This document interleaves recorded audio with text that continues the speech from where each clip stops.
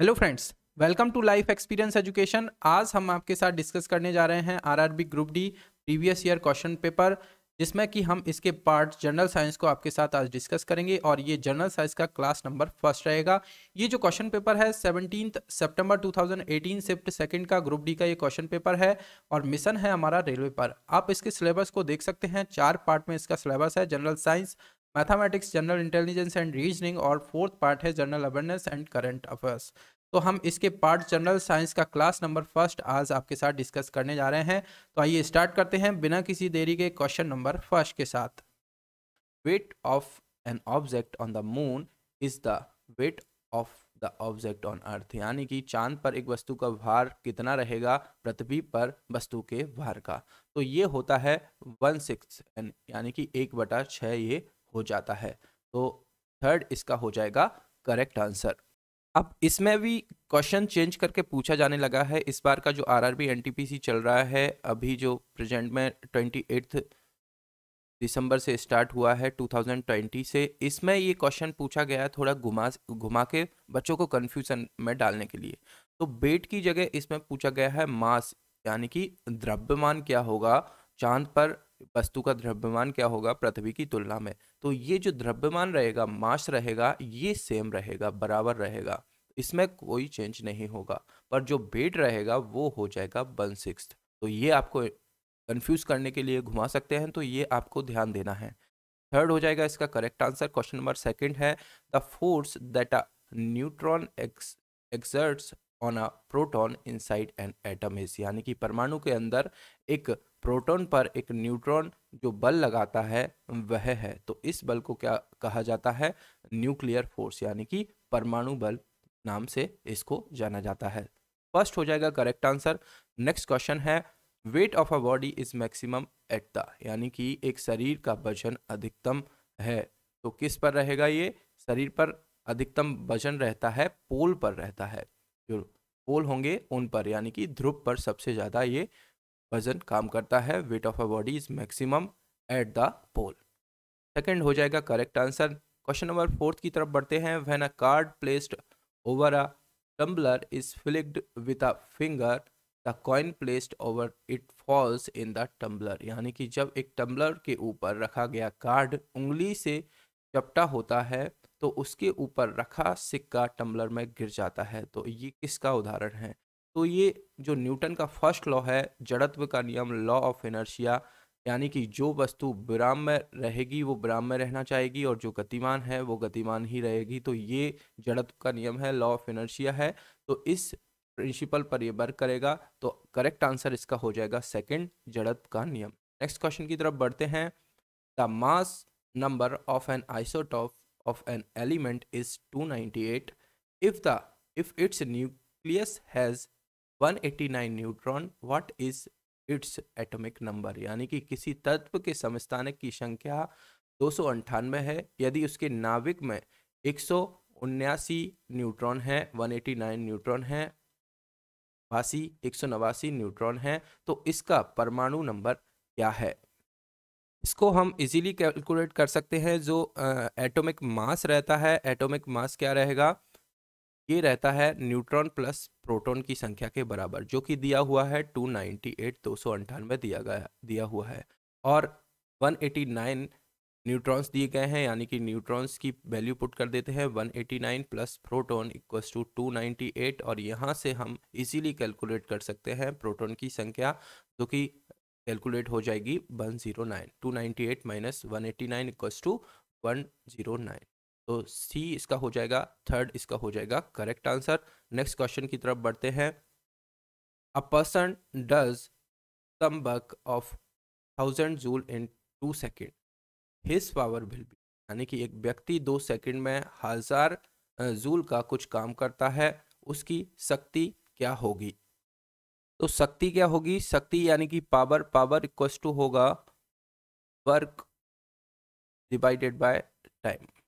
तो वर्क दिया हुआ है 100 जूल और टाइम दिया हुआ है 2 सेकंड, तो ये हो जाएगा 500 और वॉट जो होगी पावर की यूनिट होगी 500 वॉट, यानी कि थर्ड इसका हो जाएगा करेक्ट आंसर।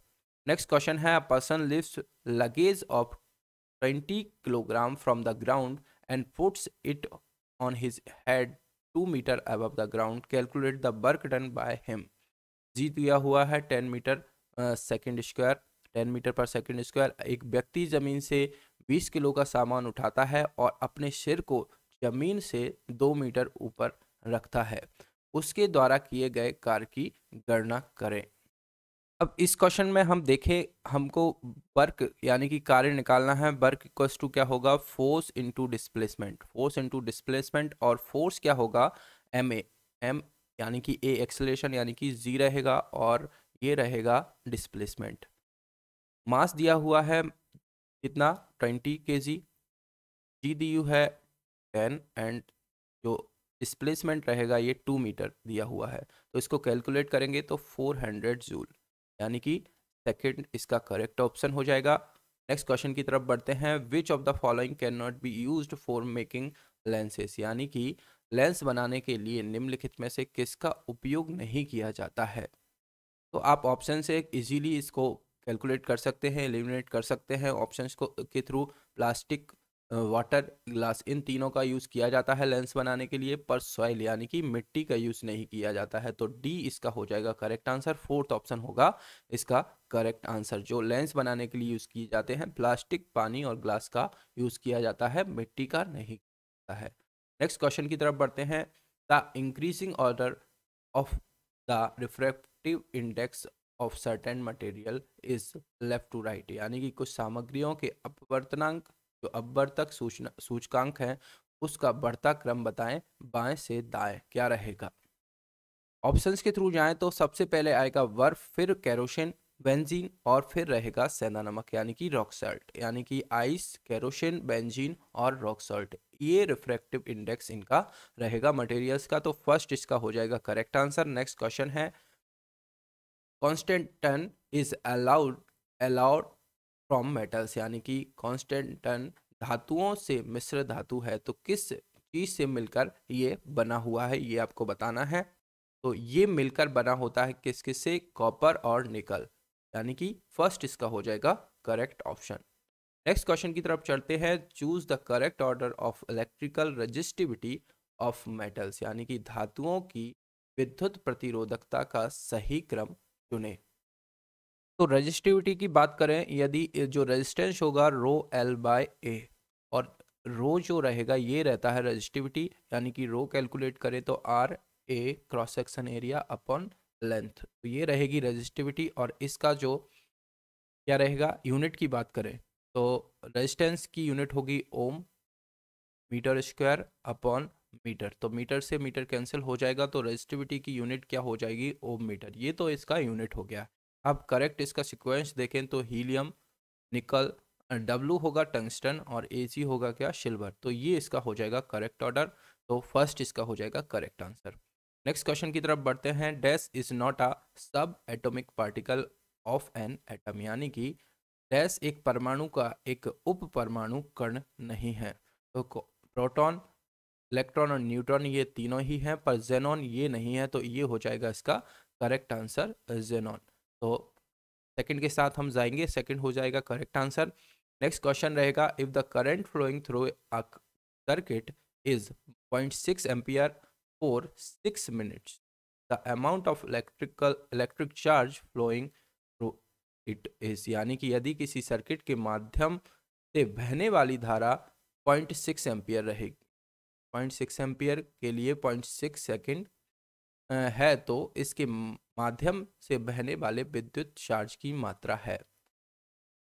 इसको आप थोड़ा सही कर लीजिएगा, ये 0.6 एम्पियर रहेगा, और ये 6 मिनट है, ना कि सेकंड, 6 मिनट। अब इसको हम कैलकुलेट करें तो करंट क्या होगा, आवेश प्रवाह की दर को क्या कहा जाता है, धारा क्या कहा जाता है, यानी कि rate of flow of charge with respect to time. तो ये क्या रहेगा, करंट रहेगा। ये फॉर्मूला हमको यूज करना है। करंट दिया है 0.6 एम्पियर, और साथ में क्यू कैलकुलेट करना है, जो विद्युत चार्ज है ये कैलकुलेट करना है, और टाइम दिया हुआ है 6 मिनट टाइम दिया।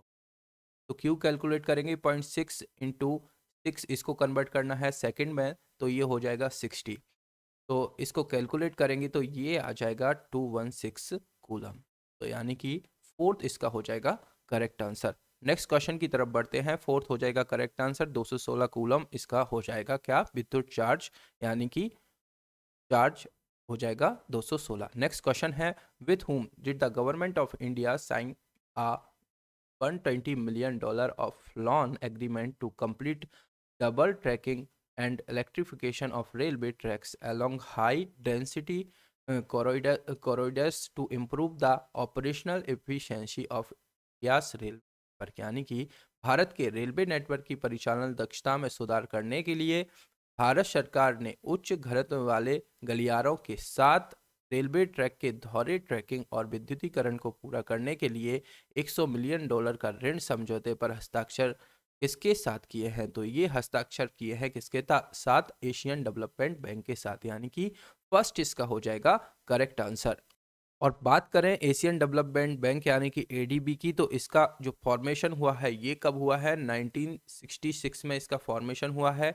और इसका हेडक्वार्टर कहाँ पर है, मनीला फिलीपींस में इसका हेडक्वार्टर है। और इसके जो प्रेसिडेंट हैं इनका नाम भी पूछ लिया जाता है, तो इसके प्रेसिडेंट है मसात्सुगु अशिकावा, मसात्सुगु अशिकावा, ये है इसके प्रेजेंट टाइम पर अभी प्रेसिडेंट। फर्स्ट हो जाएगा करेक्ट आंसर। नेक्स्ट क्वेश्चन की तरफ बढ़ते हैं। Dash solution is use to treat bee sting, यानी कि मधुमक्खी के डंक के इलाज के लिए इसका समाधान का उपयोग किया जाता है। तो इसके जो मधुमक्खी के डंक के इलाज के लिए बेकिंग सोडा का यूज किया जाता है इसके इलाज के लिए, यानी कि फोर्थ इसका हो जाएगा करेक्ट आंसर। क्वेश्चन नंबर 16 है, give an example of salt which gives an aqueous solution of pH less than 7, यानी कि एक नमक का उदाहरण दे जो 7 से कम पीएच का एक जलीय घोल देता है। 7 से कम पीएच यानी कि अम्लीय होगा, यानी कि एसिडिक होगा, अम्ल होगा, एसिडिक होगा। और यदि 7 से ज़्यादा होता है तो वो क्षार नेचर का होता है, बेसिक नेचर का होता है। अब आपको बताना है कौन कौन सा एक जलीय घोल है जो कि लेस देन 7 से पीएच कम की वैल्यू है, तो अमोनियम क्लोराइड जो है ये लेस देन 7 इसका पीएच वैल्यू रहता है, यानी कि अम्लीय नेचर का ये रहता है। तो सेकंड इसका हो जाएगा करेक्ट आंसर। नेक्स्ट क्वेश्चन की तरफ बढ़ते हैं। The electronic dot and cross structure of ethane is, यानी कि इथेन का इलेक्ट्रॉनिक डॉट और क्रॉस स्ट्रक्चर है। तो इथेन क्या होगा, इथेन होगा C2H6, यानी कि ये ऑप्शन तो एलिमिनेट होता है, C1H4 है। और साथ ही में ये भी हो जाएगा और ये भी हो जाएगा C2H6, यानी कि 1 2 3 4 5 6, तो ये हो जाएगा इसका करेक्ट ऑप्शन, यानी कि सेकंड। ये फर्स्ट, सेकंड, थर्ड और फोर्थ, तो सेकंड इसका हो जाएगा करेक्ट आंसर C2H6। नेक्स्ट है, which property of metals enables production of metallic files, यानी कि धातुओं की कौन सी संपत्ति धातुओं के उत्पादन में सक्षम बनाती है, तो ये होती है क्या, मैलिएबिलिटी, यानी कि थर्ड इसका हो जाएगा क्या करेक्ट आंसर। नेक्स्ट क्वेश्चन की तरफ बढ़ते हैं। The atoms of germanium, arsenic, selenium and bromine contains dash shell, यानी कि जर्मेनियम, आर्सेनिक, सेलेनियम और ब्रोमीन के परमाणुओं में डैश खुले होते हैं, यानी कि कितने सेल होंगे। इनके एटॉमिक नंबर की हम बात करें, जर्मेनियम का कितना रहेगा 32, आर्सेनिक 33, सेलेनियम 34 और ब्रोमीन कितना रहेगा 35, ये इसकी रहेगी एटॉमिक नंबर।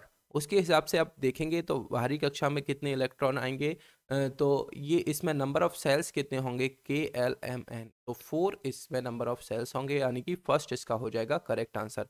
नेक्स्ट है, how much loan amount was sanctioned by the world bank to help India develop first modern waterway, यानी कि विश्व बैंक ने भारत को अपना पहला आधुनिक जलमार्ग विकसित करने में कितनी ऋण राशि को मंजूरी दी है, तो ये मंजूरी दी है $375 मिलियन की, यानी कि $375 मिलियन की मंजूरी मिली है, तो फर्स्ट इसका हो जाएगा करेक्ट आंसर। नेक्स्ट क्वेश्चन है, which of the following is not a characteristics of species, यानी कि निम्नलिखित में से कौन जो स्पीशीज है इसकी विशेषता नहीं है। तो जो बायोलॉजी के वर्ड्स होते हैं इनको आप इंग्लिश में ही याद रखें तो ज़्यादा बेटर रहेगा, क्योंकि हिंदी इसकी कुछ अलग ही रहती है। ब्रीथिंग गिल्स यानी कि जो गल्फरों के माध्यम से श्वास, तो ये तो इनकी विशेषता रहती है। एंडोस्केलेटन ऑफ वॉन कार्टेल ये भी रहता है, पर प्रेजेंस ऑफ स्यूडो कॉलम ये नहीं रहता है, इसकी विशेषता ये नहीं है, इनकी उपस्थिति इसमें नहीं रहती है। तो सेकंड इसका हो जाएगा करेक्ट आंसर। नेक्स्ट है with tissue makes the plant hard and stiff, यानी कि कौन सा यूतक पौधे को कठोर और कठोर बनाता है, तो ये क्या रहेगा, हार्ड एंड स्टिफ कौन बनाता है, स्केलन काइमा, यानी कि फोर्थ इसका हो जाएगा करेक्ट आंसर। जाइलम जो रहता है ये पौधों तक पानी और कुछ पोषक तत्व पहुंचाता है, वहीं फ्लोएम की हम बात करें तो फ्लोएम फूड को पहुंचाता है। तो फोर्थ इसका हो जाएगा करेक्ट आंसर। नेक्स्ट क्वेश्चन की तरफ बढ़ते हैं। Fish have a chambered heart, यानी कि मछलियों का हृदय कितने चैम्बर का होता है, तो ये जो मछलियाँ फिशेस रहती हैं ये 2 चैम्बर हार्ट इनका रहता है। तो फर्स्ट इसका हो जाएगा करेक्ट आंसर। नेक्स्ट क्वेश्चन है which of the following is a work done by a placenta tissue in humans, यानी कि निम्नलिखित में से कौन सा मनुष्यों में प्लेनशेटा ऊतक द्वारा किया गया कार्य है। तो प्लेनशेटा टिश्यू जो है ये क्या वर्क करता है, ये जो भी अपशिष्ट पदार्थ रहता है इसको ये बाहर निकालता है, यानी कि removes waste matter from the embryo and provide nutritions to the embryo, यानी कि भ्रूण से अपशिष्ट पदार्थ को निकालता है और भ्रूण को पोषण प्रदान करता है, यानी कि सेकंड इसका हो जाएगा करेक्ट आंसर। नेक्स्ट क्वेश्चन की तरफ बढ़ते हैं। Rise in a sugar level in blood is detected by the cells of, यानी कि रक्त में शर्करा के स्तर में वृद्धि का पता कोशिकाओं द्वारा किया जाता है, तो किस कोशिका के द्वारा किया जाता है ये, पेंक्रियास, पेंक्रियास यानी कि अग्नाशय के द्वारा इसका पता लगाया जाता है, यानी कि सेकंड इसका हो जाएगा क्या करेक्ट आंसर। था आज की सीरीज का हमारा लास्ट क्वेश्चन। लेक्चर आपको पसंद आए तो लाइक एंड शेयर आप ज़रूर किया कीजिए अपने फ्रेंड्स के साथ, और लाइफ एक्सपीरियंस एजुकेशन के साथ जुड़ने के लिए चैनल को सब्सक्राइब भी कीजिए। साथ ही में हमारे सोशल मीडिया हैंडल्स हैं, इंस्टाग्राम, फेसबुक पेज है, टेलीग्राम चैनल है लाइफ एक्सपीरियंस एजुकेशन नाम से, यहाँ से आप वीडियो की PDF को भी डाउनलोड कर सकते हैं, यहाँ पर आप हमको फॉलो करें। Thank you.